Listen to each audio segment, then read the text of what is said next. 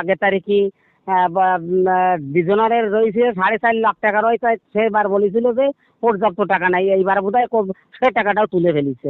আমার যেটা ধারণা জামাইয়ের নামে দেওয়া উচিত ছিল। এখন সে যখন দেশে তখন তো ওরা তো সবাই তো বাবার ছেলে নাকি? জি। হ্যাঁ, এখন বাবার ছেলে যদি হয় তাহলে ওই বাবার থেকে ওরা টাকা ঢুকাবে, এটাই তো নিয়ম। 15 তারিখ 16 তারিখে গিয়েছিলেন টাকার জন্য, এরপরে হ্যাঁ কি আর গেছিলাম। আর কি কোনো গিয়েছেন টাকার জন্য? হ্যাঁ 2বার গেছি, 2বার গেছি। ও ডিজনার আইছে 2বারই। আচ্ছা, 15-16 তারিখের পরে আর কয় তারিখে গিয়েছিলেন আপনারা? 15-16 তারিখের পরে আর একবার গেছি, 15 তারিখের পরে আর একবার গেছি। আচ্ছা, গেলে ব্যাংক থেকে কি বলছে আপনাদেরকে? ব্যাংকে পর্যাপ্ত ব্যালেন্স নাই তাই। আচ্ছা, আর একটা বিষয় হলো যে আসলে আপনাদের যখন চেকটা দেয়া হলো যে সালিসি শেষে, তখন আসলে হুম চেকটা যে ইন্দ্রজিতের নামে না, তার বাবার নামে, এই বিষয়টা কি আপনারা হুম। লক্ষ্য করছিলেন নাকি খেয়াল করেননি? হ্যাঁ ওটা ওখানে বলা হয়েছিল, ওখানে বলা হয়েছিল। ওরা বললো কোনো সমস্যা নাই। আমার বড় ভাই বললো যে আমার চেক তো বরগুনা, আমি বরগুনায় ব্যাংকে চাকরি করি। আর আমার যে জামাই সে বললো আমার চেক, আমি বেশিরভাগ থাকি আছে বাগেরহাট, বাগেরহাট রয়েছে। অনেক পীড়াপিড়ির পরে, হ্যাঁ, তাই মানুষ এইভাবে আবার বাবা চেকটা নিতে বাধ্য হলো, বুঝছেন?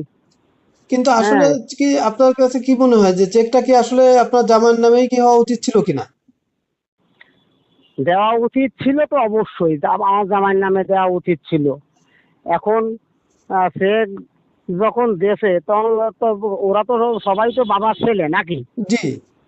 হ্যাঁ, এখন বাবার ছেলে যদি হয় তাহলে ওই বাবার থেকে ওরা টাকা ঢুকাবে, এটাই তো নিয়ম। আগের তারিখে ডিজনারের রয়েছে 4.5 লাখ টাকা রয়েছে। সেবার বলেছিল যে পর্যাপ্ত টাকা নাই, এইবার বোধ হয় সে টাকাটাও তুলে ফেলেছে। আমার যেটা ধারণা, বুঝছেন?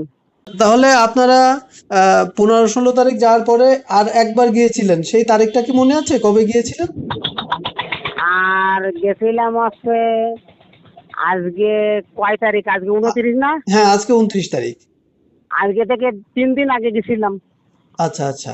তার মানে আপনারা এখনো পর্যন্ত টাকা পাননি। তো না, আপনার আমরা জামাই পাইনি, 1 টাকাও বা কারোর পাইনি। সাথে কি আপনারা কথা বলেছেন যে আসলে তোমরা চেক দিলে আসলে টাকা নাই, কোনো কথা হয়েছিল?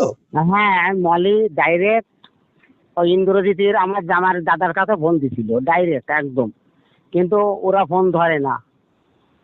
ওই আচ্ছা, যেদিন যারা থেকে প্ল্যান করে সালিসিতে আমার ছিলেন, মেয়েটাকে। যারা হ্যাঁ সালিসিতে ছিলেন, আপনার প্রশাসনের লোক ছিলেন, ওখানে স্থানীয় হুম, গণ্যমান্য ব্যক্তিবর্গ ছিলেন, তাদেরকে কি বিষয়টা জানাইছেন আপনারা? হ্যাঁ হ্যাঁ জানাইছি। আচ্ছা। সেখানে একটা ডিজিউ করে, ডিডিউ করেছি, জানাইছি। এবং সেই লবণছড়া থানায়